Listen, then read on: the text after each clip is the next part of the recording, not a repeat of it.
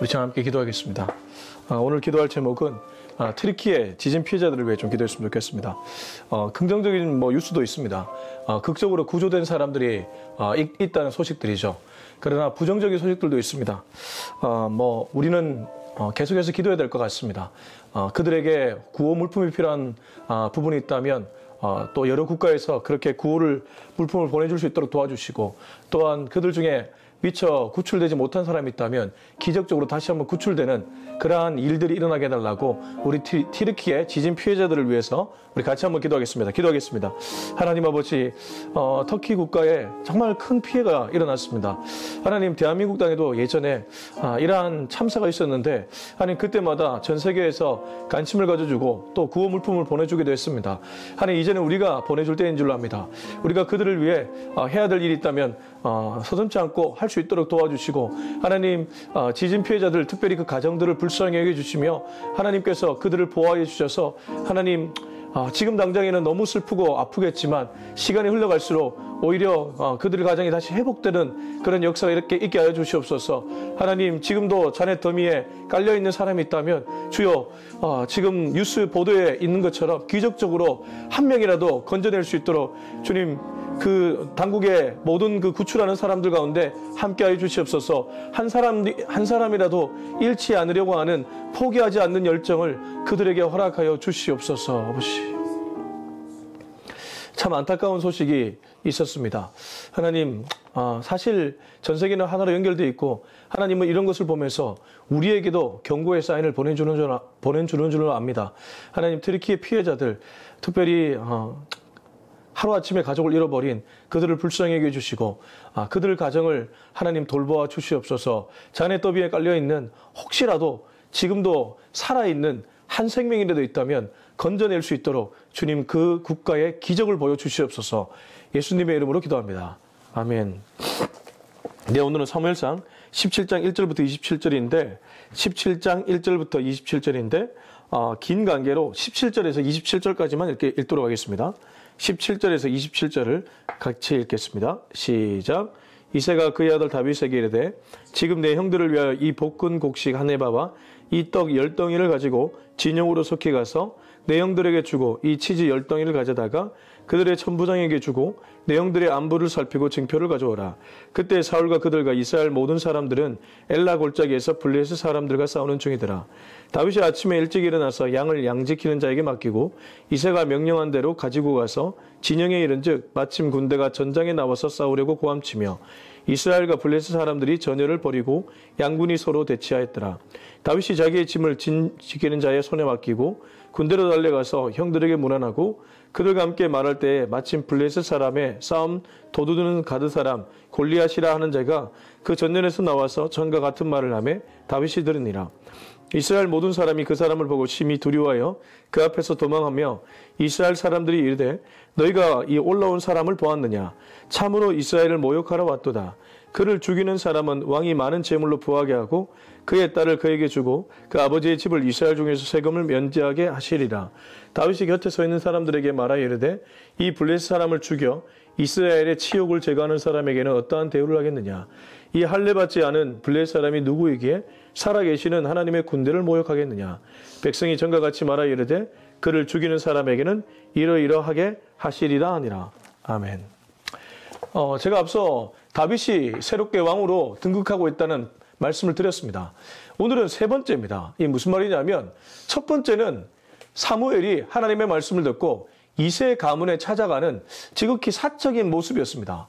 그때 이새는 에라 삼마, 엘리압, 아비나답, 삼마, 이 첫째, 둘째, 셋째를 사무엘에게 보여줬지만 그도 아니고 그도 아니고 그도 아니었습니다. 7이 다 지나갔습니다. 그때 양치는 네 아들, 그 아들 데리고 가라고 했을 때 그 아들이야말로 하나님이 기다렸던 하나님이 기름 붓는 왕이었습니다. 이렇게 첫 번째로 출현했고, 두 번째는 언제였습니까? 사울 왕이 악령이 들려가지고 번뇌하고 있을 때에 그의 신하들이 수금 잘 타는 사람이 있는데 그 사람을 왕실에 초대해서 그 사람으로 하여금 이 수금을 타게 해서 왕의 이 번뇌를 좀 떠나가게끔 만들자. 그렇게 해서 다윗이 두 번째로 출현하게 되었습니다. 첫 번째는 기름 부음을 받았고, 두 번째는 본의 아니게 왕실에 출입하게 되었습니다. 오늘 세 번째입니다. 근데 이 세 번째는 굉장히 공식적인 자리입니다. 물론 지금 아무도 다윗이 왕이 되리라고 생각하지 못하고 있습니다. 그러나 하나님 입장에서는 퍼즐 맞추는 것처럼 탁탁 맞아간다는 것이죠. 이 세 번째는 싸움의 현장입니다. 고대 문화, 이 이스라엘 문화권에서 전쟁에서 능한 장수야말로 사실 왕으로서의 적격이었습니다. 왜냐하면 이방 국가들이 호시탐탐 이스라엘을 노리고 있었기 때문입니다. 과거 대한민국도 뭐 조선, 고구려, 고려 이런 이름을 할 때 이방의 나라들에 의해 침략을 받지 않았습니까? 이스라엘이 딱 그랬죠. 자, 말씀 보겠습니다. 17장 1절부터 3절입니다. 시작. 블레셋 사람들이 그들의 군대를 모으고 싸우고자 하여 유다에 속한 소고에 모여 소고와 아세가 사이에 에스드 담밈에 진침해 사울과 이스라엘 사람들이 모여서 엘라 골짜기에 진치고 블레셋 사람들 대하여 전열을 벌였으니 블레셋 사람들이 이쪽 산에 섰고 이스라엘은 저쪽 산에 섰고 그 사이에는 골짜기가 있었더라. 전쟁은 끝나지 않죠. 사울이 나름대로 아말렉, 블레셋과의 전투에서 승리를 가져왔지만 그렇다고 해서 그 국가가 멸망한 것도 아니고 오히려 이스라엘보다 더 강대했습니다.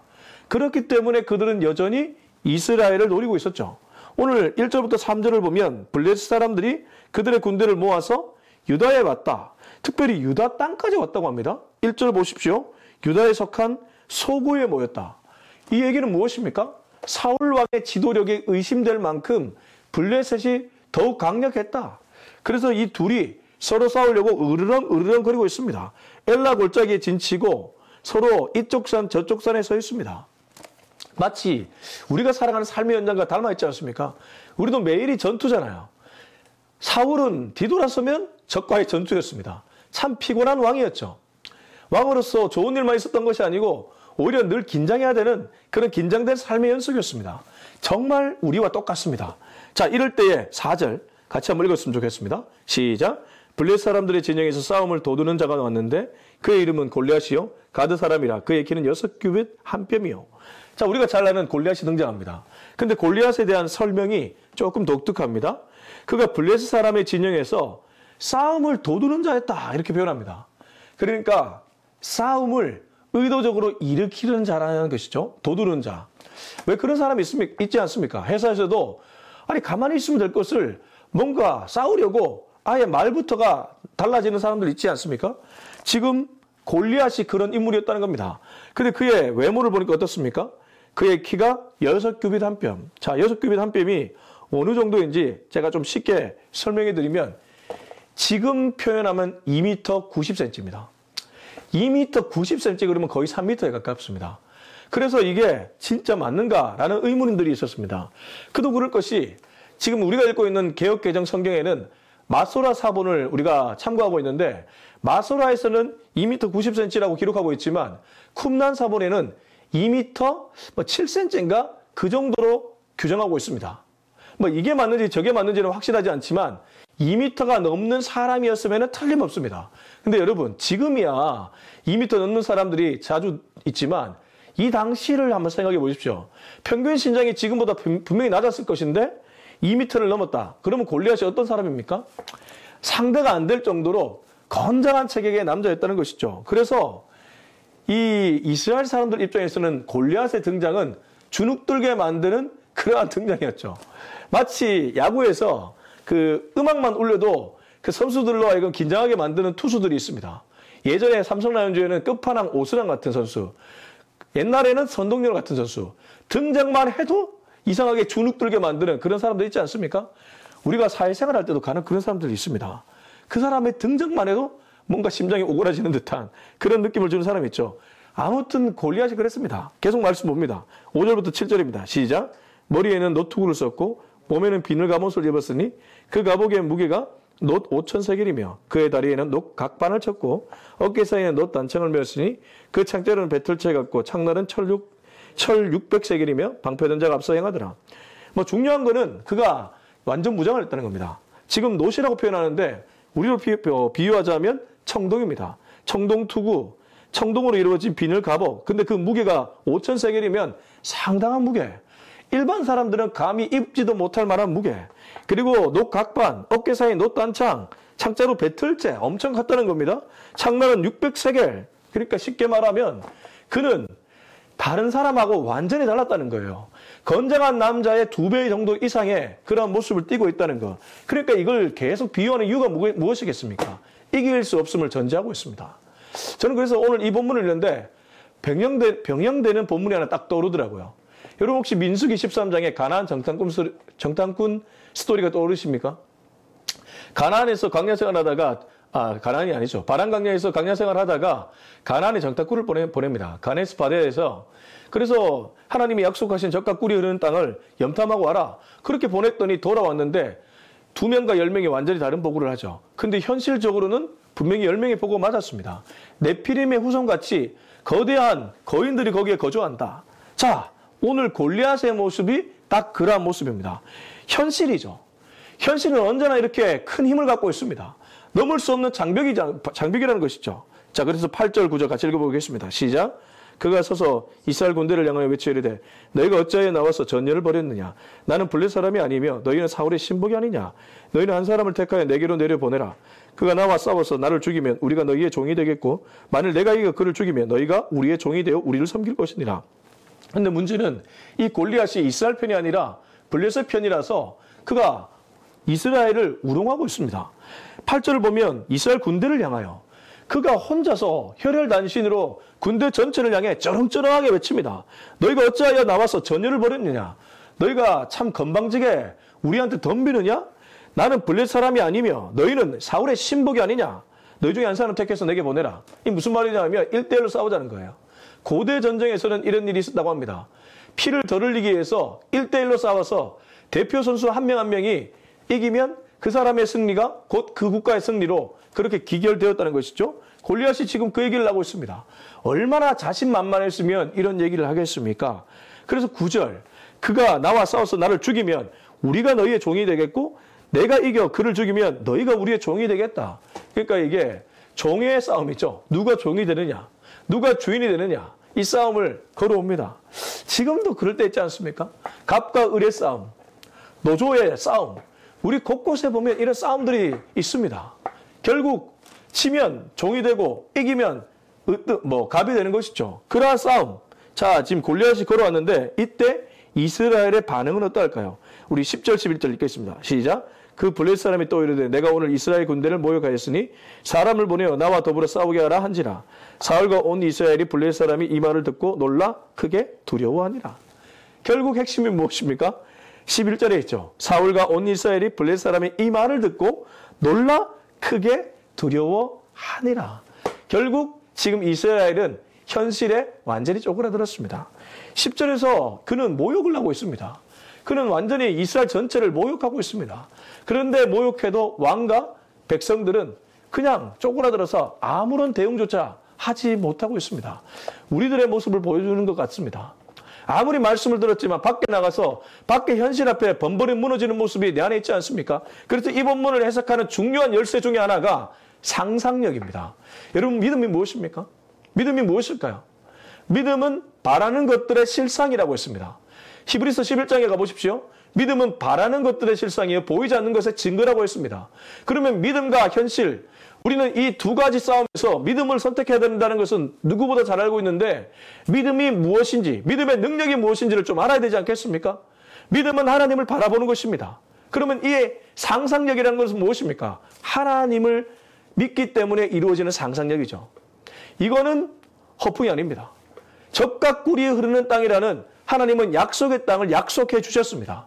그러면 그 약속의 땅을 머릿속에 그리는 상상력, 그 상상력을 붙드는 믿음, 그 믿음이 현실을 이겨낸다는 것입니다. 지금 이스라엘 백성들 앞에 누가 있습니까? 이길 수 없는 현실이 있습니다. 골리앗입니다. 2m 90cm, 2m 10cm라고 하더라도 그는 이길 수 없는 거대한 장벽과 같은 인물입니다. 우리가 사는 삶의 현장에도 이러한 거대한 장벽은 있기 마련입니다. 그때 우리가 해야 될 것은 무엇입니까? 상상력입니다. 상상력을 붙드는 것입니다. 근데 그 상상력이 허풍이 아니라 하나님의 약속을 믿는 믿음의 상상력을 가리킵니다. 자, 12절부터 16절까지 연달아 읽습니다. 시작.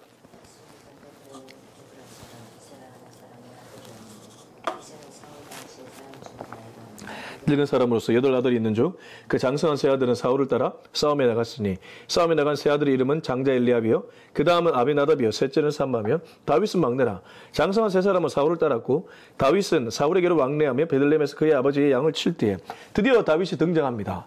근데 앞서 골리앗의 소개와는 다르죠. 다윗은 유대 베들레헴이 아주 작은 고리였습니다. 에브라 사람 이세라는 사람의 아들이었는데 이세는 사울 당시 사람 중에 나이가 많아 늙었다. 이세 가문이 좀 기울고 있다는 느낌을 주지 않습니까? 그리고 8아들이 있는데 장성한 세 아들은 사울을 따라 전쟁에 나갔죠. 왜냐하면 지금 일촉즉발 이스라엘이 거의 진멸되기 직전에 있기 때문에 모든 남자들이 징집됐을 겁니다. 다윗은 어렸죠. 그래서 다윗은 14절 막내라. 그럼 이 얘기는 무엇입니까? 골리앗과 비교되지 않는 사람이라는 거예요. 그러면 이 전쟁 우리는 다 알고 있습니다. 나중에 물맷돌 5개로 다윗이 이기지 않습니까? 그럼 이렇게 기록하는 이유가 무엇입니까? 이 싸움은 다윗이 이긴 것이 아닙니다. 이 싸움은 하나님이 이기신 줄로 믿습니다. 다윗은 소년이고 골리앗은 장년입니다. 소년과 장년이 어떻게 싸움이 됩니까? 작은 자와 큰 자가 어떻게 싸움이 됩니까? 그런데 싸움이 되는 이유가 있죠. 누가 그 사람과 함께 하느냐에 따라서 싸움이 달라질 수 있다는 것입니다. 교회가 무엇입니까? 교회는 세상을 이겨낼 수 없습니다.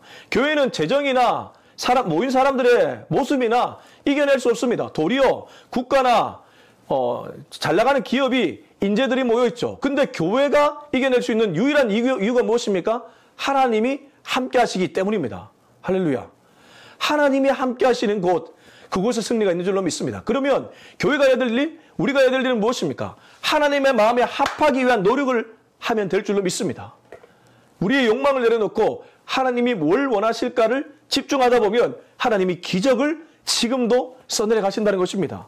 그래서 이 구절은 그렇게 읽을 때 야, 하나님이 위대하구나. 우리는 그것을 읽어낼 수 있습니다. 다윗은 사울에게로 왕래했다고 하는데 앞서 그가 아플 때 수금을 탔죠. 그러니까 가끔씩 왕실 가서 수금 탔다는 것이죠. 베들레헴에서 그의 아버지 양도 계속 쳤던 것 같습니다. 16절. 근데 이 골리앗이 40일을 무려 아침 저녁으로 나와서 자기의 몸을 나타냈다고 합니다. 그러니까 이스라엘이 조금 마음이 펴진다 싶으면 나가서 주눅 들게 만들고 그렇게 해서 공포감을 조성시켰다는 것이죠. 자, 17절부터 19절입니다. 시작. 다윗에게 이르되 지금 내 형들을 위하여 이 볶은 곡식 아네바와 이 떡 10덩이를 가지고 진영으로 속히 가서 내 형들에게 주고 이 치즈 10덩이를 가져다가 그들의 천부장에게 주고 내 형들의 안부를 살피고 증표를 가져오라. 그때 사울과 그들과 이스라엘 모든 사람들은 엘라 골짜기에서 블레셋 사람들과 싸우는 중이더라.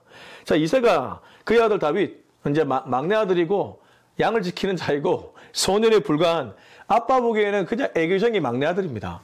그 막내 아들에게 형들을 위해 전장으로 보냅니다. 볶은 곡식 아네바 떡 10덩이. 자, 이건 무엇이겠습니까? 군대에서 왜 전쟁 중에 먹는 그게 있습니다. 왜 이렇게 요즘도 있는지 모르겠지만 군대에서 군식이 있습니다. 군식. 그러니까 그걸 보내준 것 같아요. 그 다윗 편으로. 치즈 10덩이. 아마 치즈 10덩이도 긴급할 때 먹을 수 있도록 줬겠죠. 천부장에게 주고, 이거는 천부장에게 주라고 했습니다. 네 형들의 안부를 살피고 증표를 가져오라. 그러니까 전쟁에 나간 네 형들이 혹시 목숨의 위협을 받고 있는 건 아닌지, 또 누가 잘못된 건 아닌지 좀 알아봐달라는 것이죠. 19절. 그때 사울과 그들과 이스라엘 모든 사람들은 엘라 골짜기에서 블레셋 사람들과 싸우는 중이더라. 그렇습니다. 그들은 지금 싸우고 있습니다. 자, 20절부터 23절 시작. 일찍 일어나서 양을 양지키는 자에게 맡기고 이새가 명령한 대로 가지고 가서 진영에 이른즉 마침 군대가 전장에 나와서 싸우려고 고함치며 이스라엘과 블레셋 사람들이 전열을 벌이고 양군이 서로 대치하였더라. 다윗이 자기의 짐을 짐 지키는 자의 손에 맡기고 군대로 달려가서 형들에게 문안하고 그들과 함께 말할 때에 마침 블레셋 사람의 싸움 도두는 가드 사람 골리앗이라는 자가 그 전열에서 나와서 전과 같은 말을 하며 다윗이 들으니라. 자, 20절부터 23절은 다윗의 모습을 그려주고 있는데 다윗은 이 전쟁 중에서도 자기가 할 일을 놓치지 않습니다. 아침에 일찍 일어나서 양 지키는 자에게 맡깁니다. 급하다고 막 그냥 전장으로 달려가지 않고 그 양 지키는 자에게 맡깁니다. 그리고 이새가 명령한 대로 가서 진영에 이릅니다. 그리고 마침 군대가 전장에 나와서 싸우려고 고함치고 있습니다. 사실 이거 살이 떨리고 이 공포에 지금 마음이 주눅들 만한 그런 상황입니다. 막 고함치고 서로 창칼을 넣고 죽이기 직전 아닙니까? 근데 이 소년 보십시오. 그런 것에 주눅들지 않습니다. 그리고 22절 다윗이 자기의 짐을 지키는 자의 그 짐 지키는 자에게 자기의 짐을 맡깁니다. 그리고 군대로 달려갑니다. 형들에게 물어납니다. 자, 이런 것 보면 우리가 뭘 알 수 있습니까? 다윗이 꽤나 용감한 인물이었음을 분명하게 알 수 있습니다. 뒤에서도 다윗은 그런 얘기를 합니다. 나는 양을 죽이려고 하는 이리떼를 잡기 위해서 용감하게 나갔다는 그런 표현을 씁니다. 그만큼 다윗은 사실 자기 백성을 보호하는데 아끼지 않는, 자기의 몸을 아끼지 않는 그런 용감함을 갖고 있었습니다. 23절 그들과 함께 말할 때 마침 블레셋 사람의 싸움 도두는 사람 이 골리앗이 전열에 나와서 또 같은 말을 하는데 이때 다윗도 골리앗의 얘기를 듣게 됩니다. 자, 그랬을 때 다윗과 이스라엘 사람들의 반응이 완전히 다릅니다. 24절 같이 읽겠습니다. 시작. 그 사람을 보고 심히 두려워하여 그 앞에서 도망하며. 자, 이거 11절 말씀과 그대로 똑같죠. 골리앗만 보면 두려워지고 도망가게 됩니다. 이게 공식입니다. 공식. 지금 이스라엘 사람들의 공식은 골리앗만 나타나면 주눅 들고 도망가는 거예요. 가나안 정탐을 했을 때 가나안의 네피림 후손과 같은 거인들만 보면 마음이 주눅 들어서 나는 메뚜기다. 참 지금 변하지 않습니다. 진짜 변하지 않죠. 자, 이때 이제 다윗이 이런 얘기를 합니다. 25절부터 27절 읽고 마무리하겠습니다. 시작. 이스라엘 사람들이 이르되 너희가 이 올라온 사람을 보았느냐? 참으로 이스라엘을 모욕하러 왔도다. 그를 죽이는 사람은 왕이 많은 재물로 부하게 하고 그의 딸을 그에게 주고 그 아버지의 집을 이스라엘 중에서 세금을 면제하게 하시리라. 다윗이 곁에 서 있는 사람들에게 말하여 이르되 이 블레셋 사람을 죽여 이스라엘의 치욕을 제거하는 사람에게는 어떠한 대우를 하겠느냐? 이 할례받지 않은 블레셋 사람이 누구이기에 살아계신 하나님의 군대를 모욕하겠느냐? 백성이 전과 같이 말하여 이르되 그를 죽이는 사람에게는 이러이러하게 하시리라 하니라. 자, 25절에서는 얼마나 이 골리앗이 모든 이스라엘 사람들의 사기를 꺾었으면 사울이 그 현상금을 걸었습니다. 그 현상금이 무엇입니까? 우선 골리앗을 죽이면 재물을 줍니다. 그리고 자기 딸하고 결혼할 수 있는, 그러니까 지금 부군이 될 수 있는 그런 특권도 줍니다. 그리고 세금 면제. 세금 면제한다는 것은 끊임없이 부자로 살아갈 수 있는 환경을 조성해 준다는 것 아니겠습니까? 그러니까 골리앗만 죽여달라는 거예요.